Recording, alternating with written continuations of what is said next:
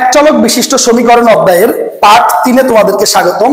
Part 3-এ হচ্ছে সমীকরণ গঠন করে সমাধান, অর্থাৎ বাস্তবে একটা সমস্যাকে কিভাবে এক চলক বিশিষ্ট সমীকরণ দিয়ে সলভ করা যায় সেটা। আগে আমরা প্রশ্নগুলো পড়বো। এগুলো খুবই ট্রিকি একটা জিনিস, খুবই চমৎকার একটা জিনিস যদি আমরা বুঝতে পারি। বলছে একটি সংখ্যা অপর একটি সংখ্যার এত গুণ, 2/5 গুণ, সংখ্যা দুটির সমষ্টি 98 হলে সংখ্যা দুটি নির্ণয় করো। সংখ্যা দুটি নির্ণয় করো। তাহলে এখানেই কিন্তু টুইস্ট আছে, একটি সংখ্যা অপর সংখ্যা 2/5 গুণ। তাহলে ধরি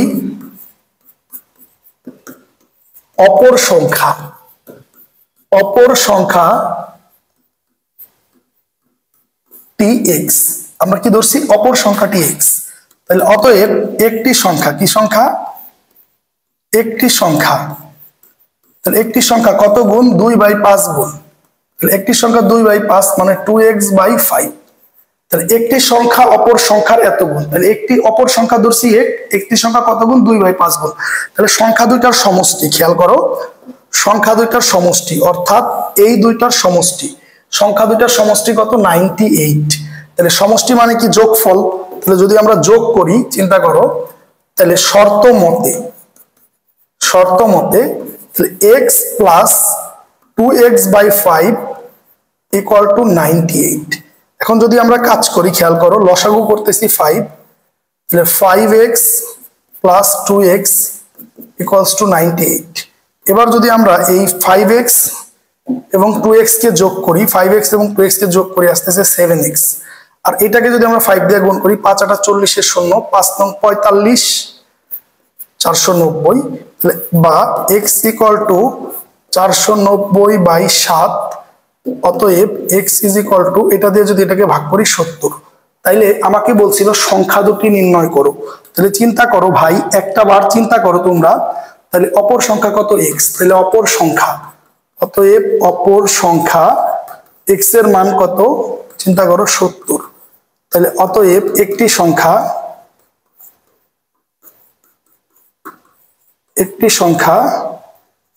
2 × 70/5। তাহলে যদি কাজ করি, 5 দিয়ে কাটি, 5 14 70, তাহলে 14 দুগুণে 28। দেখছো কত ইজিলি সলভ করে ফেললাম। তাহলে আমাদেরকে মাথায় রাখতে হবে চ্যাপ্টারটির নাম এক চলক বিশিষ্ট সমীকরণ, অর্থাৎ এই ম্যাথগুলোতে একটি মাত্র চলক ধরেই তোমাকে কাজ করতে হবে। তো এবার যদি আমরা পরের অঙ্কেতে যাই, আমাদের বইয়ের 16 নম্বর অঙ্ক বলছে একটি প্রকৃত ভগ্নাংশের হর ও লবের অন্তর 1। তাহলে প্রকৃত ভগ্নাংশ মানে হর বড়, হর বড়, আমি আবার বলতেছি হর বড়, অন্তর মানে দুইটার মধ্যে পার্থক্য আসলে 1। তাহলে আমরা যদি ধরি ভগ্নাংশটির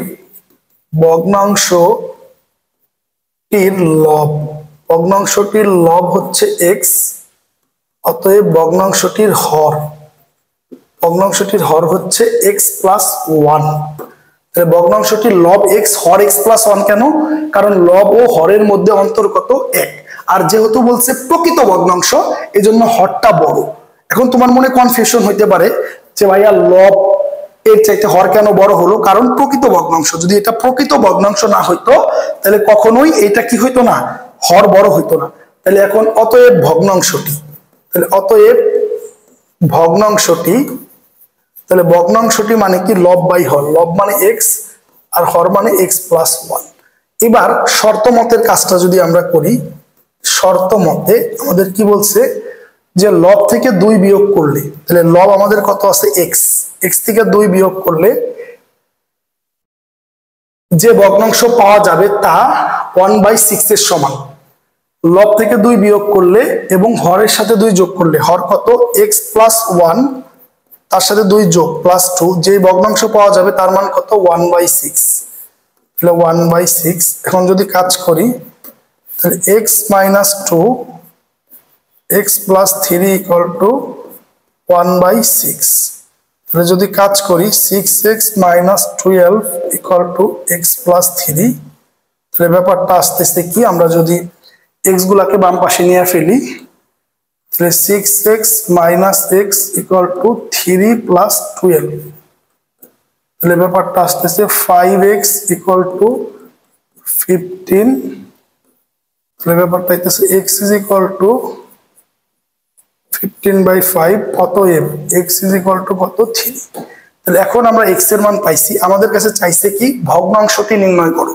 তাহলে দেখো আমাদের কাছে ভগ্নাংশটি কি ছিল স্টুডেন্ট, ভগ্নাংশটি ছিল x/x + 1। যদি আমরা এখন x আর x এর মান বসাই তাহলে অতএব ভগ্নাংশটি x এর মান কত 3x + 1 মানে 4, তাহলে অতএব ভগ্নাংশটি কত 3/4। তাহলে ভগ্নাংশটির লব x হর কত x + 1 আর ভগ্নাংশটি কত লব বাই হর। আর এটা আমাদের শর্ত বলছে, কি বলছিল শর্তটা, লব থেকে 2 বিয়োগ করলে অর্থাৎ x থেকে এই যে 2 বিয়োগ হইছে আর এই যে হরের সাথে 2 কি হইছে যোগ হইছে, তখন ভগ্নাংশটার মান কত হইছে 1/6। এটা ক্যালকুলেট করে আমি x এর মান বের করে ফেলেছি। তো এবার যদি আমরা পরের অঙ্কে যাই, এটা খুবই বেসিক লেভেলের অঙ্ক। আমরা চিন্তা করি আমাদেরকে দুইটা জিনিস বুঝতে হবে, অঙ্ক আর একটা জিনিস হচ্ছে সংখ্যা। তো অঙ্ক মানে হচ্ছে প্রতীক, যেগুলা সংখ্যা প্রতীক 0 থেকে 9, এই 0 থেকে 9 পর্যন্ত যে প্রতীকগুলো আছে এই প্রতীকগুলোকে বলা হয় ডিজিট বা অঙ্ক। বুঝাইতে পারছি তোমাদেরকে, অঙ্ক মানে হচ্ছে 0 থেকে 9 পর্যন্ত যে সংখ্যা প্রতীক আছে এই জিনিসগুলো হচ্ছে অঙ্ক। এই অঙ্ক হচ্ছে এই 10টা। আর সংখ্যা কি, এক বা একাধিক অঙ্ক নিয়ে যেটা গঠিত হয় সেটা সংখ্যা। যেমন 5, এটা একটা অঙ্ক আবার একটা সংখ্যা, কিন্তু 57 এটা কিন্তু অঙ্ক না, এটা একটা সংখ্যা। এই জায়গায় দুইটা অঙ্ক আছে। এই যে 7 এটা হচ্ছে একক স্থানীয় অঙ্ক, এটা হচ্ছে দশক স্থানীয় অঙ্ক, দশক স্থানীয় অঙ্ক। তো এবার যদি আমরা চিন্তা করো এই 57 আসলে কিভাবে হইলো, চিন্তা করো এই 5 কি একক স্থানীয় দশক স্থানীয় অঙ্ক, এই জন্য 5 × 10 প্লাস 7 একক স্থানীয় অঙ্ক 7 × 1, তাহলে 50 প্লাস 7 এই জন্য হয়েছে 57। তাহলে সংখ্যা মানে হয়েছে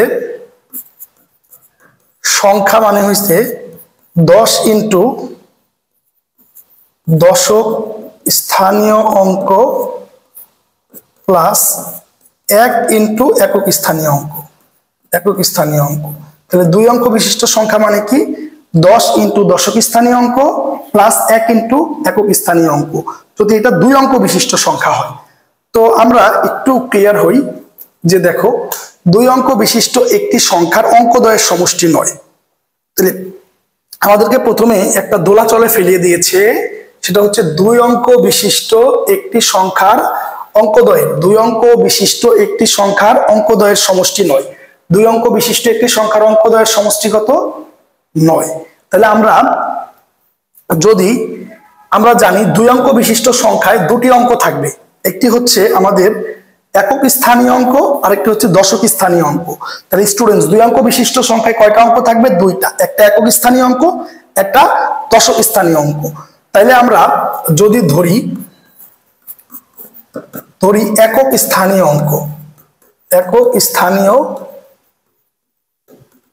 অঙ্ক ইকুয়াল টু x, তাহলে অতএব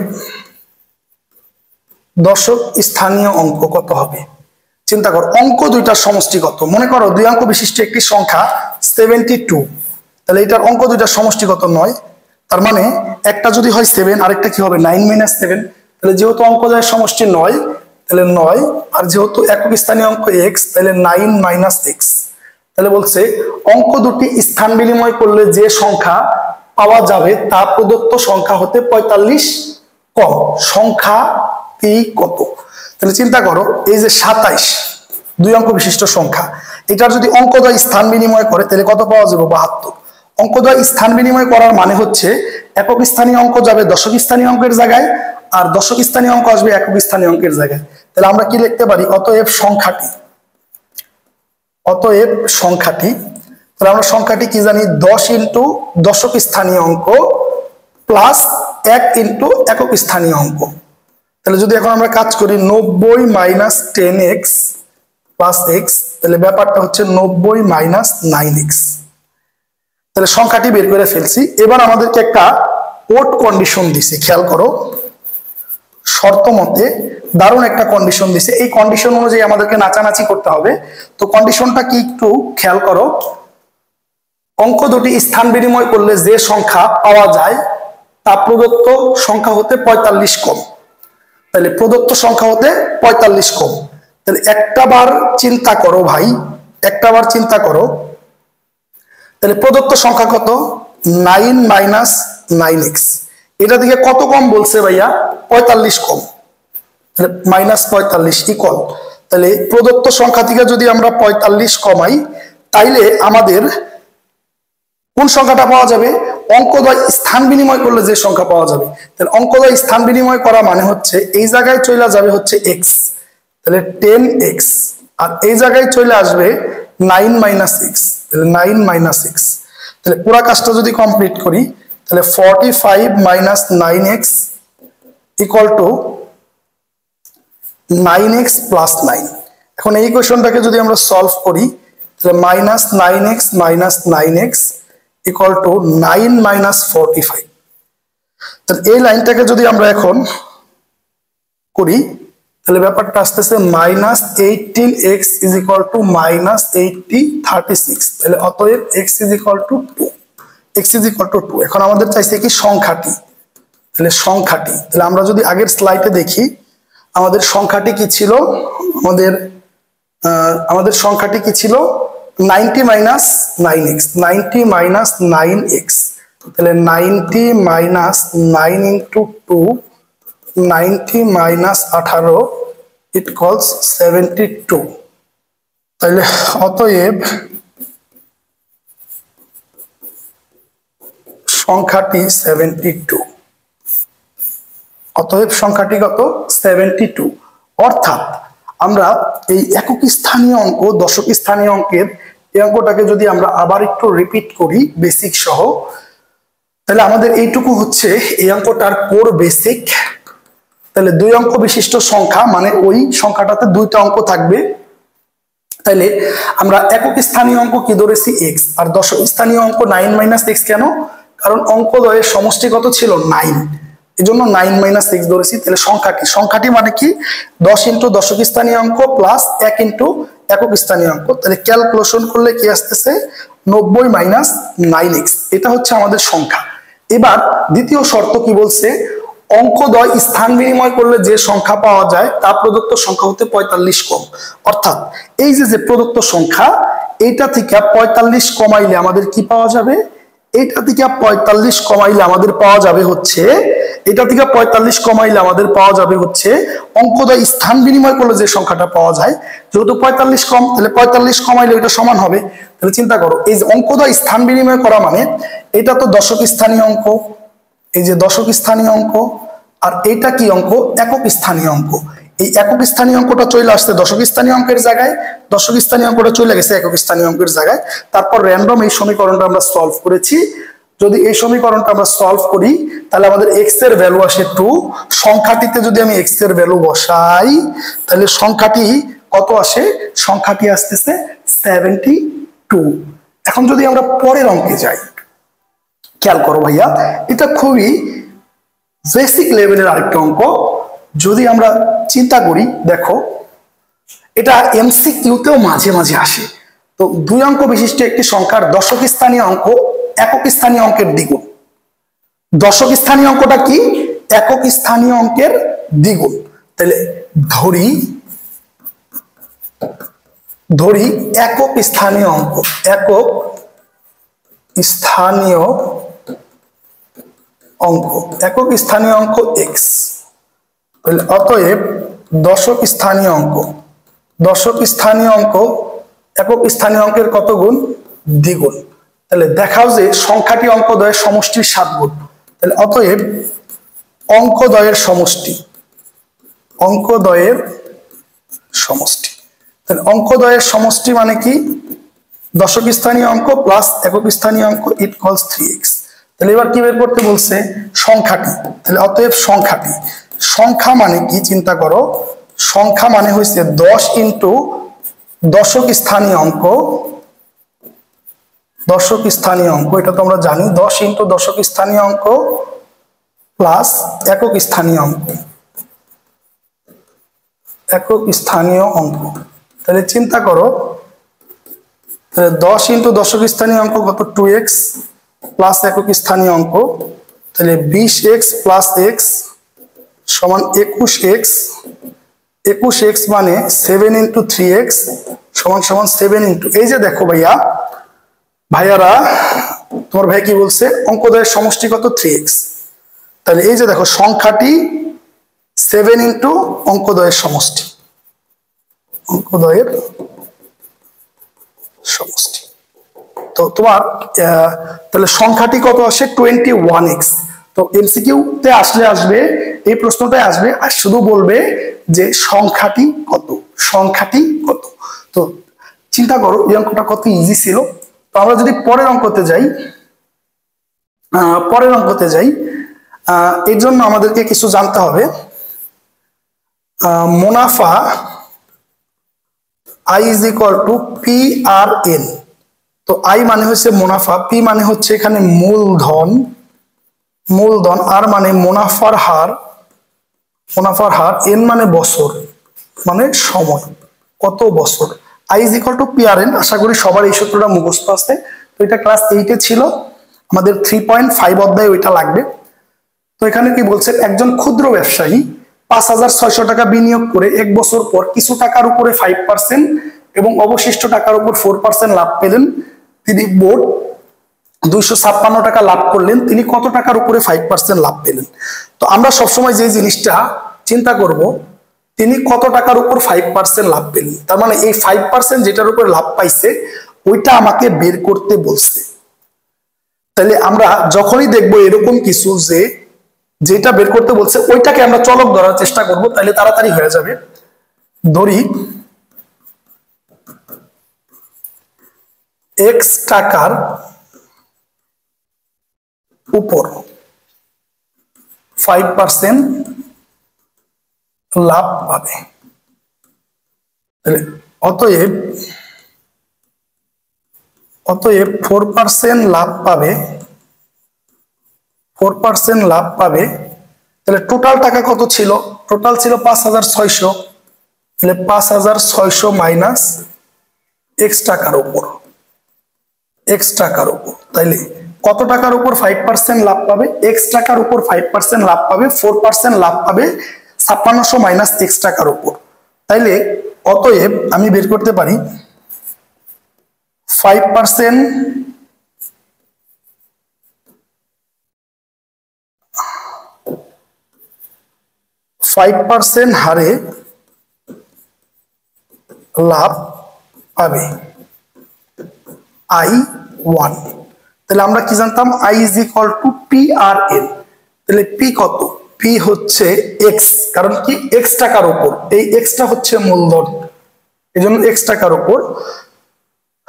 আর কত? 5% মানে হচ্ছে 5/100 ইন্টু n, 1 বছর। এই যে দেখো 1 বছর, তার মানে n এর মান বসানোর দরকার নাই। তাহলে পুরো ব্যাসারটা কাজ করলে আসতেছে, এটা দিয়ে এটা কাটলে আসতেছে 20 x/20 টাকা।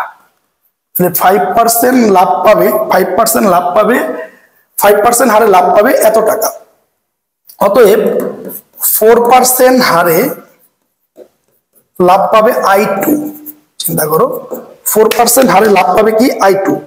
I2 ক্ষেত্রে মূলধন কত? 5,600 মাইনাস x ইন্টু 4% মানে 4/100।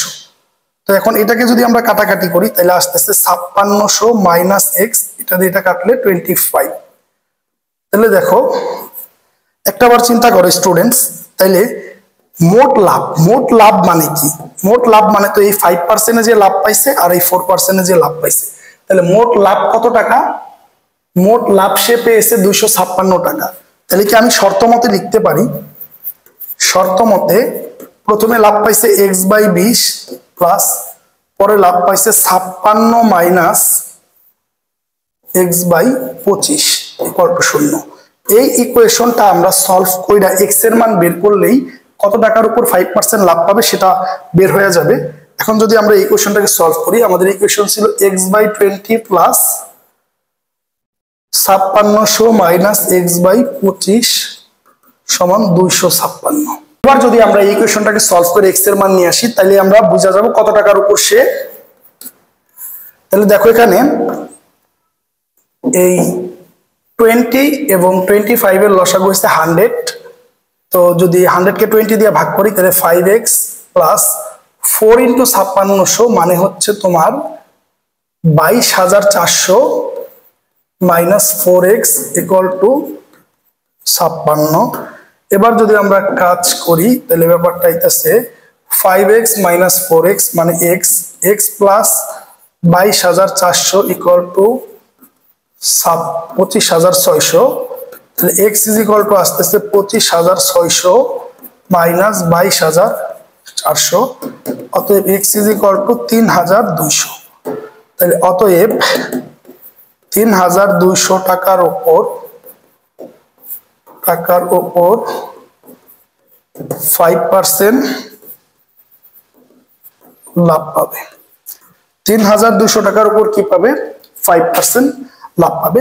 সিমিলার কোশ্চেনটা তোমাদেরকে থ্রো করতে পারে কত টাকার উপর 4% লাভ পাবে, তাহলে মোট টাকা থেকে এটা বাদ দিলেই হয়ে যাবে। তো আমরা যদি পরের অঙ্কে যাই ভাই 20 নাম্বার অঙ্ক অনেক বেশি ইম্পর্টেন্ট অঙ্ক। তো এইটা বেশিরভাগ স্টুডেন্ট খুবই কনফিউশনে থাকে। এটা খুবই ইম্পর্টেন্ট অঙ্ক, খেয়াল করো 20 নাম্বার অঙ্ক। তো কি বলছে আমরা একটু বুঝবো, বোঝার পর অঙ্কটাকে একটা কোপ মারবো, একদম আমাদের ফেভারে চলে আসবে। তো বলছে একটি বিদ্যালয়ের শ্রেণীকক্ষে প্রতি বেঞ্চে 6 জন, আমি আবার বলতেছি প্রতি বেঞ্চে 6 জন ছাত্রী বসালে দুটি বেঞ্চ খালি থাকে, কিন্তু প্রতি বেঞ্চে 5 জন ছাত্রী বসালে 6 জন ছাত্রী দাঁড়িয়ে থাকতে হয়। ওই শ্রেণীর বেঞ্চের সংখ্যা কত? তোমাদের ভাইয়া যে কথাটা বলছে, যে জিনিসটা বের করতে বলবে ওইটাকে ধরলে অঙ্কটা তাড়াতাড়ি হবে। তাহলে এখানে কিন্তু ছাত্রীর সংখ্যা বের করতে বলে নাই, বলছে বেঞ্চের সংখ্যা কত। তাহলে আমরা যদি কাজ করি তাহলে ধরি বেঞ্চের সংখ্যা xt। এই পাশে আমরা খসড়া করব। এত সহজ অঙ্ক তোমরা চিন্তা করতে পারবে না, তোমার ভাইয়া যে সিস্টেমে বুঝাবে খসড়া করব। তো দেখো আমাদের ঘটনাতে দুইটা জিনিস আছে, একটা হচ্ছে বেঞ্চ আর একটা হচ্ছে ছাত্রী। তো আমরা তো বেঞ্চ ধরে ফেলছি, তাহলে আমরা কিন্তু জানি ক্লাসের ছাত্রীর সংখ্যাও পরিবর্তন ঘটবে না, বেঞ্চের সংখ্যাও পরিবর্তন ঘটবে না। কিন্তু এখানে হচ্ছে সমীকরণ, মানে অজানা জিনিসকে জানতে হবে। তাইলে প্রশ্ন মতে আমি এই বক্সের মধ্যে যে লাইনটা লিখতেছি এটা সিক্রেট লাইন, এটা পরীক্ষার খাতায় লেখা যাবে না, এখন বোঝার জন্য লিখতেছি। তাহলে আমি এই দুই পাশে লিখলাম ছাত্রী সমান ছাত্রী, অর্থাৎ প্রথম ঘটনায় ছাত্রী যতজন, দ্বিতীয় ঘটনায় ছাত্রী ততজন। কিন্তু আমাদেরকে কি করতে হবে, এটা কিন্তু পরীক্ষার খাতায় লেখা যাবে না, লিখলে কিন্তু স্যার মাইন্ড করে ফেলতে পারে। তো আমরা এখন প্রথম ঘটনায় ছাত্রী বের করব। খেয়াল করো প্রথম ঘটনায় কি, প্রতি বেঞ্চে 6 জন ছাত্রী বসলে, তাহলে দাও এক্সট্রা বেঞ্চ আছে, প্রতি বেঞ্চে 6 জন ছাত্রী বসলে, তাহলে সবগুলা বেঞ্চে কি ছাত্রী বসে নাই, তাহলে দুটি বেঞ্চ খালি থাকে। তাহলে কয়টা বেঞ্চে ছাত্রী বসছে, x-2টা বেঞ্চে ছাত্রী বসছে। আমার কথা কি ক্লিয়ার? প্রথম ঘটনাটি একটু লক্ষ্য করো, প্রতি বেঞ্চে 6 জন ছাত্রী বসলে দুটি বেঞ্চ খালি থাকে, অর্থাৎ প্রথম ক্ষেত্রে কিন্তু সবগুলা বেঞ্চ ব্যবহার হয় নাই, দুইটা বেঞ্চ কম ব্যবহার হয়েছে। এই জন্য ভাইয়া আমি কয়টা বেঞ্চ ব্যবহার করছি, x-2। তাহলে প্রতি বেঞ্চে কয়জন ছাত্রী বসছে, 6 জন। তাহলে মোট ছাত্রী কত, 6 ইন্টু x-2। মনে করো যদি 4টা বেঞ্চে ছাত্রী বসে 6 জন করে, তাহলে ছাত্রী কত, 24। এখন আমার তো কয়টা বেঞ্চ আমি জানি না, আমি বেঞ্চটা ধরছিলাম কত, x। তাহলে দুইটা বেঞ্চ খালি থাকার কারণে আমি বেঞ্চ সংখ্যা কত, x-2, আর একটা বেঞ্চে 6 জন, এই জন্য 6 ইন্টু x-2। এবার আমরা যে কাজটা করব, তাহলে প্রথম ঘটনায় ছাত্রীর সংখ্যা কত, 6 ইন্টু x-2 ইকুয়াল। এবার আমরা চলে যাব দ্বিতীয় ঘটনায়। কিন্তু প্রতি বেঞ্চে 6 জন ছাত্রী বসলে, প্রতি বেঞ্চে 5 জন ছাত্রী বসালে, তাহলে ব্রেঞ্চ আছে কয়টা? এক্সট্রা। চিন্তা করো, ব্রেঞ্চ আছে এক্সট্রা। প্রতি ব্রেঞ্চে যদি 5 জন ছাত্রী বসে তাহলে টোটাল ছাত্রী কত? 5x। আমি আবার বোঝাচ্ছি, চিন্তা করো। কিন্তু প্রতি ব্রেঞ্চে 5 জন বসলে, এবার সবগুলা ব্রেঞ্চে বসছে, তাহলে x × 5। কিন্তু তোমার ছাত্রী কি শেষ হয়ে গেছে? কয়জন ছাত্রী? 6 জন ছাত্রী দাঁড়ায় থাকতে হয়। মানে এই 5 × x, 5 জন করে বসার পর কয়জন দাঁড়ায় থাকে? 6 জন। ছাত্রী আরো বেশি আছে, এই জন্য প্লাস। তাহলে দ্বিতীয় ঘটনায় ছাত্রীর সংখ্যা কত? 5x + 6। 5x + 6। তাহলে আমরা যদি কাজ করি 6x - 12 = 5x + 6। এবার যদি কাজ করি 6x - 5x = 6 + 12, অতএব x = 18। তাহলে আমাদের কি চাইছিল? ব্রেঞ্চের সংখ্যা কত? তাহলে অতএব ব্রেঞ্চের সংখ্যা 18টি। তো এবার আমি তোমাদের সাথে যে টুইস্টটা খেলবো, খেয়াল করো। আমি যে দুইটা শর্ত গঠন করছিলাম, দেখো দুইটা শর্ত এই পাশে খসড়া আকারে লিখছিলাম, তুমি বসাও তো। x এর মান 18, 18 - 2 মানে 16, 16 × 6, 16 × 6, 16 × 6 মানে হচ্ছে 96। এই যে প্রথম ঘটনায়ও ছাত্রী সংখ্যা কত? 96, কারণ আমি লিখছিলাম ছাত্রী সমান ছাত্রী। দ্বিতীয় ঘটনায় x এর মান 16 বসাও, 5 16 সরি কত? 16, x এর মান 18, 16 × 6, 16 × 6, 16 × 6, এখানে তুমি 18 বসাও x এর মান। 5 18 কত? 90, 5 18 90, তাহলে 90 + 6 মানে কত? 96। অর্থাৎ দুইটা ঘটনাই ছাত্রী সমান। তোমরা যখন চিন্তা করো, এই অঙ্কটাকে অনেকে অনেক কঠিন ভাবে করাবে, তুমি একদম সিম্পল ভাবে চিন্তা করবা ভাইয়া। কিভাবে চিন্তা করবা? যে তোমাকে ব্রেঞ্চ বের করতে বলছে, এই জন্য তুমি ব্রেঞ্চ ধরছো, আর তোমার ঘটনায় আরেকজন কি আছে? ছাত্রী। তাহলে ঘটনা তুমি যেভাবেই যাও ছাত্রী কিন্তু সমান। এই জন্য তুমি কি করবা? প্রথম ঘটনায় ছাত্রী সমান দ্বিতীয় ঘটনায় ছাত্রী। তো তারপরে কি করবা? প্রথম ঘটনায় ছাত্রী বের করবা, এরপর দ্বিতীয় ঘটনায় ছাত্রী বের করবা, তাইলেই শেষ। আমি আবার প্রথম ঘটনায় ছাত্রী বের করাটার সিস্টেমটা বোঝাচ্ছি। তাহলে চিন্তা করো, একটি শ্রেণীকক্ষে প্রতি ব্রেঞ্চে 6 জন ছাত্রী বসালে 2টি ব্রেঞ্চ ফাঁকা থাকে। তার মানে কিন্তু সবগুলা ব্রেঞ্চ ব্যবহার হয় নাই, ব্রেঞ্চ ব্যবহার হয়েছে কয়টা? 2টা কম, এজন্য x - 2। আর প্রতি ব্রেঞ্চে কতজন বসছে? 6 জন, এজন্য 6 × x - 2। এটা প্রথম ঘটনায়। দ্বিতীয় ঘটনায় প্রতি ব্রেঞ্চে 5 জন বসলে, তাহলে 5 জন বসলে এক্সট্রা ব্রেঞ্চে বসতে পারে 5x। ছাত্রী কি শেষ হয়ে গেছে ভাইয়া? ছাত্রী কিন্তু শেষ হয় নাই, দেখো 6 জন ছাত্রী দাঁড়ায় আছে, এজন্য +6। এই দুইটা ইকুয়েশনকে সলভ করলেই ঘটনা শেষ। এই অঙ্কগুলা পরীক্ষায় একটু ঘুরায় আসতে পারে, আমি যখন তোমাদেরকে সিকিউ করাবো তখন করায়া দিব। এই অঙ্কটা সেম দিয়া তোমার দিকে প্রশ্ন থ্রো করতে পারে যে ওই শ্রেণীকক্ষে ছাত্রীর সংখ্যা কত। তখন আমরা ছাত্রীর সংখ্যা x দইরা ব্রেঞ্চ সমান ব্রেঞ্চ দইরাও করতে পারবো, অথবা এইভাবে কইরা x এর মান বসাইলেও, এটা বা এটাতে বসাইলেও হয়ে যাবে। ক্লিয়ার? তো আশা করি বুঝতে পারছো। আমরা পরবর্তী অঙ্কে মুভ করতেছি। তোমরা যদি একটু আমার কথাগুলো মনোযোগ দিয়ে শোনো ভাইয়া, আবার বলতেছি, যেহেতু একটা দূরশিক্ষণ ব্যবস্থা, আমি তোমাদের সামনে ফিজিক্যালি উপস্থিত নাই, তো তোমরা যদি একটু খালি ক্লাসগুলো দেখা যাও তাইলে হবে না, একটু খাতা কলম নিয়ে বসতে হবে, ভিডিওটা পজ করে মাথা খাটাইতে হবে, দেন একাধিকবার ভিডিওটা দেখা লাগতে পারে। তারপর যদি পরের অঙ্কের দিকে তাকাই, বাচ্চারা এটা একদম ডাল ভাত অঙ্ক তোমাদের জন্য। যাদের বাড়ি বরিশাল তাদের জন্য এই অঙ্ক সহজ, তারা তাড়াতাড়ি চিন্তা করতে পারবে। অবশ্য বরিশালের মানুষ এত ছোট জাহাজে ওঠে না, তো চিন্তা করো। তো এই অঙ্ক করানোর সময় আমার একটা ঘটনা মনে পড়ে গেল, অঙ্কটা করতে করতে বলি ঘটনাটা।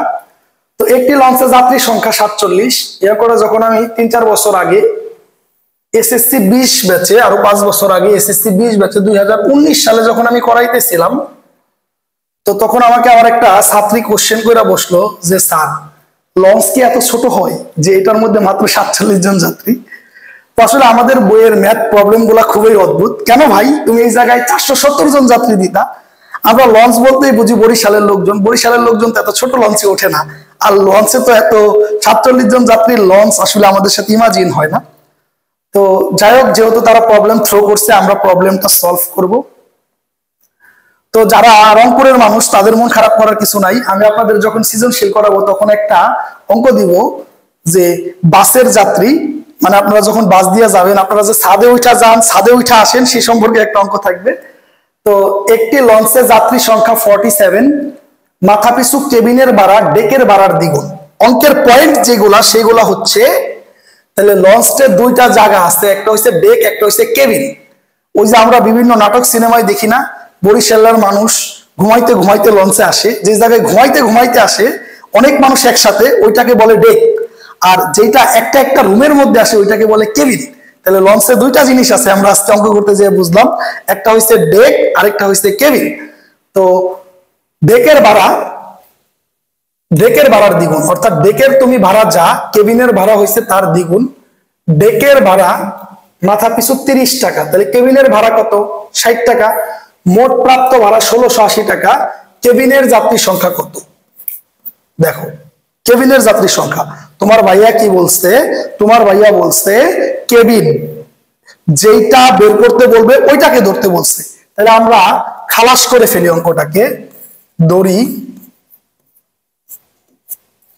ধরি কেবিনের যাত্রী সংখ্যা, কেবিনের যাত্রী সংখ্যা, কেবিনের যাত্রী সংখ্যা হচ্ছে এক্স জন। তাহলে অতএব ডেকের যাত্রী সংখ্যা, ডেকের যাত্রী সংখ্যা, ডেকের যাত্রী সংখ্যা, তাহলে টোটাল যাত্রী কত? 47। তাহলে ডেকের যাত্রী সংখ্যা কত? 47 মাইনাস 1 জন। আর কি দেয়া আছে? দেয়া আছে ডেকের ভাড়া। কিসের ভাড়া? ডেকের ভাড়া সমান সমান ডেকের ভাড়া। ডেকের ভাড়া কত টাকা? 30 টাকা। তাহলে অতএব কেবিনের ভাড়া, কেবিনের ভাড়া চিন্তা করো, তাহলে কেবিনের ভাড়া কি ভাইয়া? ডেকের ভাড়ার দ্বিগুণ, তাহলে 30-এর দ্বিগুণ, 30 দুগুণে 60 টাকা। মোট ভাড়া, মোট ভাড়া কি আকাশ থেকে পড়ছে ভাইয়া? মোট ভাড়া কারা দিছে? ডেক আর কেবিনের লোকজন শর্ত মতে। তাহলে খেয়াল করো, ডেকের কেবিনের ভাড়া কত? 60, কেবিনের লোকজন কত? এক্স। তাহলে সবাই মিলে দিছে 60x, প্লাস ডেকের ভাড়া কত? 30, ডেকের লোকজন কত? 47 মাইনাস এক্স। তাহলে এই দুইটা হচ্ছে ভাড়ার যোগফল। তাহলে মোট ভাড়া কত ভাইয়া? মোট ভাড়া হচ্ছে 1680। মোট ভাড়া কত? 1680। তাহলে ব্যাপারটা কি আসে? 60x প্লাস 1410 মাইনাস 30x সমান সমান 1680। তাহলে এটাকে যদি একটু সিম্পলিফাই করি, তাহলে 30x ইকুয়াল টু 1680 মাইনাস 1410। তাহলে বিষয়টা কি আসতেছে একটু খেয়াল করি। বিষয়টা আসতেছে 30x সমান সমান 1680 মাইনাস 1410 মানে 270। তাহলে x ইকুয়াল টু 270/30। তাহলে অতএব x equal to 9। x equal to 9। তাহলে এখন চিন্তা করো, আমাকে চাইছিল কি কেবিনের যাত্রীর সংখ্যা কত? আমরা কেবিনের যাত্রীর সংখ্যা কি ধরছিলাম? x। তাহলে অতএব কেবিনের যাত্রী সংখ্যা 9 জন। এখন খেয়াল করো স্টুডেন্টস, এখান থেকে তোমাদেরকে কি কি প্রবলেম থ্রো করতে পারে আমি বলতেছি। তোমাকে এই অঙ্কটা সেম রাইখা বলতে পারে ডেকের যাত্রী সংখ্যা কত। তোমাকে বলতে পারে কেবিন থেকে কত ভাড়া উঠেছিল, কেবিন থেকে কত ভাড়া উঠেছিল, ডেক থেকে কত ভাড়া উঠেছিল। এই ব্যাপারগুলা এই অধ্যায়ে দেওয়ার কারণ, এখানে একটা মাত্র জিনিস জানার পর এই অঙ্কের সব জিনিস জানা সম্ভব। এই জন্য এই অঙ্কের নাম হচ্ছে এক চলক বিশিষ্ট সমীকরণ। আমরা যদি নেক্সট চ্যাপ্টারটাতে, নেক্সট অঙ্কটাতে যাই, ভাইয়া এটা যে কি ইম্পর্টেন্ট অঙ্ক, কি ইম্পর্টেন্ট অঙ্ক সেটা বলার অপেক্ষা রাখে না, অনেক ইম্পর্টেন্ট অঙ্ক। এই আমরা জানি 100 পয়সায় 1 টাকা। কয় টাকা? 100 পয়সা। তাইলে 25 পয়সা মানে 25/100 টাকা, আর 50 পয়সা মানে 50/100 টাকা। আমরা আশা করি ক্লিয়ার হয়েছি যে 25 পয়সা মানে 25/100 টাকা, আর 50 পয়সা মানে 50/100 টাকা। মানে 50 পয়সা মানে হাফ টাকা, আর 25 পয়সা মানে 1/4 টাকা। তাহলে চিন্তা করো, মোট 120টি মুদ্রা, মোট 120টি 25 ও 50 পয়সার মুদ্রা, 25 পয়সার মুদ্রা ও 50 পয়সার মুদ্রা মোট কয়টা? 120টি। মোট 35 টাকা হলে কোন প্রকারের মুদ্রার সংখ্যা কত? কোন প্রকারের মুদ্রার সংখ্যা কত? এবার কিন্তু একটা প্রবলেম না, দুইটা প্রবলেম, কিন্তু একটার মধ্যে একটা 1-to-1 রিলেশন আছে। অর্থাৎ আমরা যদি 25 পয়সার মুদ্রা বের করতে পারি, অটো 50 পয়সার মুদ্রা বের হয়ে যাবে। তাইলে ধরি 50, ধরি 25 পয়সার মুদ্রা সমান সমান XT। তাহলে অতএব 50 পয়সার মুদ্রা কয়টি? 120 মাইনাস XT। আমরা কি মনে করছি? ধরি 25 পয়সার মুদ্রা XT। 25 পয়সার মুদ্রা কয়টি? XT। আর 50 পয়সার মুদ্রা কতটি? 120 মাইনাস XT। তাইলে দুইটা মিলায় কত টাকা হয়েছে? 35 টাকা। তাহলে এই যে শর্ত মতে, ভাইয়া শর্ত মতে লাইনটা চিন্তা করো। তাইলে 25 পয়সার মুদ্রায় কত টাকা? 25/100 প্লাস 50 পয়সার মুদ্রায় কত টাকা? 50 পয়সার মুদ্রায় টাকা হয়েছে 50/100। এই দুইটা মিলা কত টাকা হয়েছে? 35। কিন্তু চিন্তা করো এবার, অঙ্ক কিন্তু এখানে ঝামেলা বাঁচবে। এই যে 25 পয়সার মুদ্রায় 25/100 টাকা, তাহলে 25 পয়সার মুদ্রা কয়টা ছিল? এক্সট্রা। তাহলে এক্সট্রা 25 পয়সার মুদ্রায় হয়েছে এত টাকা। আর 50 পয়সার মুদ্রা কয়টা ছিল? 120 মাইনাস এক্স।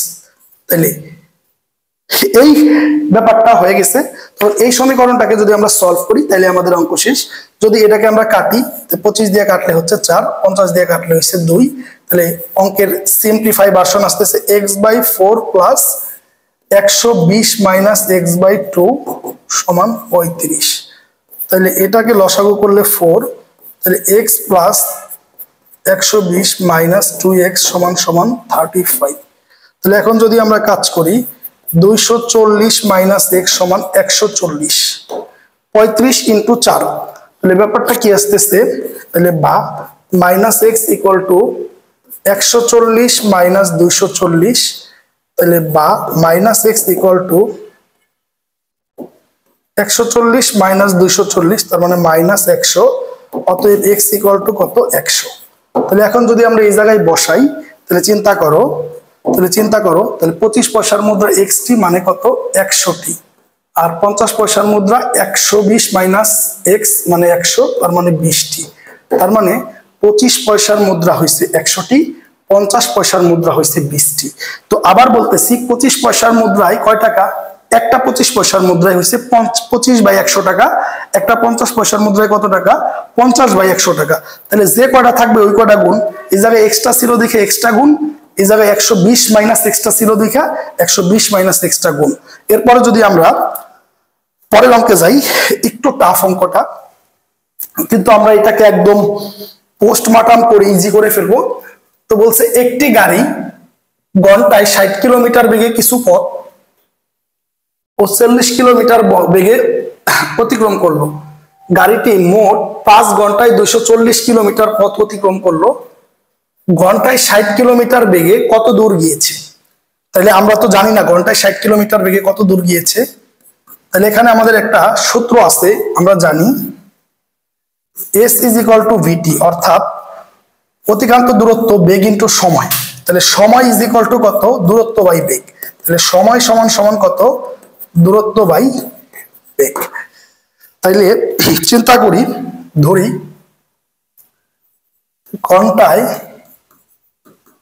60 কিলোমিটার বেগে অতিক্রান্ত দূরত্ব, ঘন্টায় 60 কিলোমিটার বেগে, ঘন্টায় 60 কিলোমিটার বেগে অতিক্রান্ত দূরত্ব x কিলোমিটার। তাহলে অতএব ঘন্টায় 40 কিলোমিটার বেগে অতিক্রান্ত দূরত্ব, তাহলে টোটাল দূরত্ব কত 240, তাহলে 240 মাইনাস x কিলোমিটার। তাইলে এখন চিন্তা করো, শর্ত মতে আমি এই অঙ্কের একটা সিক্রেট লাইন লিখতেছি, খেয়াল করো।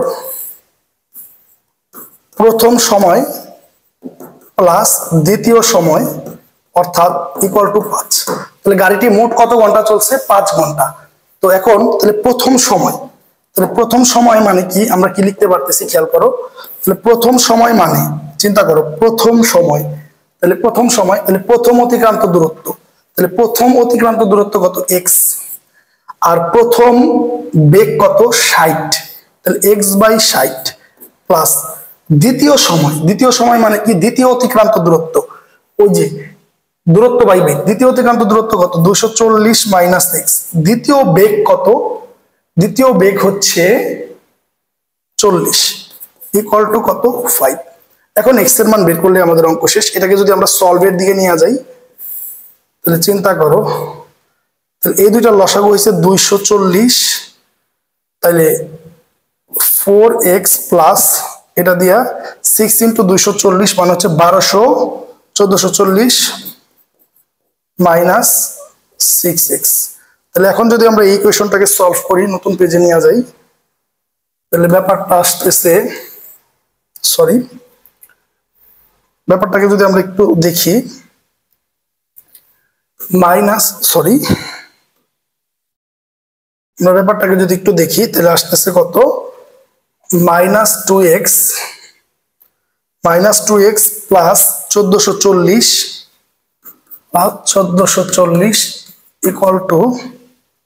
ইকুয়াল টু কি আসতেছে? 240 ইন্টু 5, 240 ইন্টু 5 মানে হচ্ছে 1200, 240 ইন্টু 5 মানে কত? 1200। তাহলে পুরো ব্যাপারটা আসতেছে কত? Minus 2x equal to 1200 minus 1440, তাহলে বা minus 2x is equal to minus 240, তাহলে অতএব x ইজ ইকুয়াল টু 120। তাহলে অতএব ঘন্টায় 60 কিলোমিটার বেগে, ঘন্টায় 60 কিলোমিটার বেগে অতিক্রান্ত দূরত্ব সমান 120 কিলোমিটার। ক্লিয়ার? ঘন্টায় 60 কিলোমিটার বেগে, ঘন্টায় 60 কিলোমিটার বেগে অতিক্রান্ত দূরত্ব কত কিলোমিটার? 120 কিলোমিটার। তো আমরা যদি আজকে লাস্ট অঙ্কে চলে যাই একদম, ভাইয়া এটা অনেক বেশি ইম্পর্টেন্ট অঙ্ক। এই অঙ্ক দেখে বেশিরভাগ স্টুডেন্টস কান্নাকাটি শুরু করে দেয়। এই অঙ্কটা অনেক বেশি ইম্পর্টেন্ট। আমরা যদি দেখি, তাহলে অঙ্কটাকে আমরা একদম আগাগোড়া ওয়াশ করে আমাদের মতো বানায় ফেলবো। বলছে ঢাকার নিউ মার্কেট থেকে গাবতলীর দূরত্ব 12 কিলোমিটার। তোমরা ঢাকার নিউ মার্কেট চিনো? তো ঢাকার নিউ মার্কেট হচ্ছে ঢাকা সিটি কলেজের পাশে অবস্থিত, যেখানে ওই সিটি কলেজ আর ঢাকা কলেজের পোলাপান মারামারি করে মাঝে মাঝে, আর মাঝে মাঝে হচ্ছে নিউ মার্কেটের দোকানদার ঢাকা কলেজের বাচ্চারা যে মারামারি করে, ওই জায়গার কথা বলছে। তো ঢাকার নিউ মার্কেট, তো আমি চিন্তা করলাম এটা হচ্ছে আমাদের নিউ মার্কেট, এটা হচ্ছে আমাদের গাবতলী। তাহলে একবার চিন্তা করো, এই নিউ মার্কেট থেকে পুরো গাবতলী, এটার দূরত্ব হচ্ছে 12 কিলোমিটার। এটা আমি বলি নাই, প্রশ্নে বলছে কম বেশি থাকতে পারে। সজল নিউ মার্কেট থেকে রিস্কায় ঘন্টায় 6 কিলোমিটার বেগে এবং একই স্থান থেকে, এই যে স্থান নিউ মার্কেট থেকে 6 কিলোমিটার বেগে গাবতলী পৌঁছায়, এবং কাজল একই পথে পায়ে হেঁটে ঘন্টায় 4 কিলোমিটার বেগে গাবতলীর দিকে রওনা হলো। সজল গাবতলী পৌঁছে 30 মিনিট বিশ্রাম নিয়ে আবার নিউ মার্কেটের দিকে রওনা হলো। তারা নিউ মার্কেট থেকে কত দূরে মিলিত হবে? অর্থাৎ ভাইয়া অনেক বেশি। এখান থেকে সজল, এই যে এটা হচ্ছে সজল, আমাদের সজল এখানে গেছে, পৌঁছানোর পর আধা ঘন্টা ঘুম, 30 মিনিট ঘুম, রেস্টের পর আবার এইদিকে ব্যাক করছে। আর আমাদের কাজল, বেচারা কাজল, সে কি করেছে? বেচারা কাজল এখান থেকে হেঁটে হেঁটে হেঁটে হেঁটে হেঁটে হেঁটে হেঁটে হেঁটে যাইতেছে। এই যে রেস্ট, সে কিন্তু নো রেস্ট, কোনো রেস্ট নেয় নাই। অর্থাৎ কাজল এদিকে যাইতে আছে, তো আবার রেস্ট নেওয়ার পর সজল এদিকে ব্যাক করছে। তারা যেই পয়েন্টটাতে দেখা করবে, সেই পয়েন্টটা নিউ মার্কেট থেকে কত দূরে, এই প্রশ্নটা এখানে চাইছে। যদিও প্রশ্নটাকে খুব জটিল মনে হচ্ছে, কিন্তু এটা খুবই সহজ। চিন্তা করো, দেয়া আছে, আমরা আগে একজন একজন চিন্তা করব। দেয়া আছে সজলের বেগ, সজলের বেগ, সজলের বেগ ঘন্টায় 6 কিলোমিটার, ঘন্টায় 6 কিলোমিটার। তাইলে অতএব আমরা ওই যে সূত্রটা জানতাম, s is equal to vt, t is equal to s by v, v is equal to s by t। এখন আমাদের চিন্তা করো, আমাদের এই লাইনটা এবার লাগবে যে আমাদের সজল মিয়া কি করছে, 6 কিলোমিটার বেগে গাবতলীর দিকে রওনা হলো। সজল গাবতলী পৌঁছালো, এই যে পৌঁছাইতে কত সময় লাগছে। তাহলে অতএব সজলের গাবতলী পৌঁছাতে, সজলের গাবতলী পৌঁছাতে সময় লাগবে, সজলের গাবতলী পৌঁছাতে সময় লাগবে। তাহলে সময়, সময় t is equal to কত, s by v। s কত, ঢাকা থেকে নিউ মার্কেট থেকে গাবতলীর দূরত্ব কত, 12, আর বেগ কত, 6, তাহলে 2 ঘন্টা। তাহলে চিন্তা করো, অতএব বিশ্রাম সহ সজলের সময়, তাহলে সজল কি 2 ঘন্টা হাঁটছে প্লাস 30 মিনিট, 30 মিনিট মানে কত, 30/60, এত ঘন্টা। এখন কাজ করলে 2 প্লাস হাফ, এত ঘন্টা। তাহলে কাজ করলে কত, 2, 4 প্লাস 1, তার মানে 5/2 ঘন্টা। তাহলে বিশ্রাম সহ সজলের সময় কত ঘন্টা, 2.5 ঘন্টা, 5/2 ঘন্টা। তাহলে 5/2 ঘন্টা মানে হচ্ছে তোমাকে লেখা যেতে পারে 2.5 ঘন্টা। চিন্তা করো, 2.5 ঘন্টা।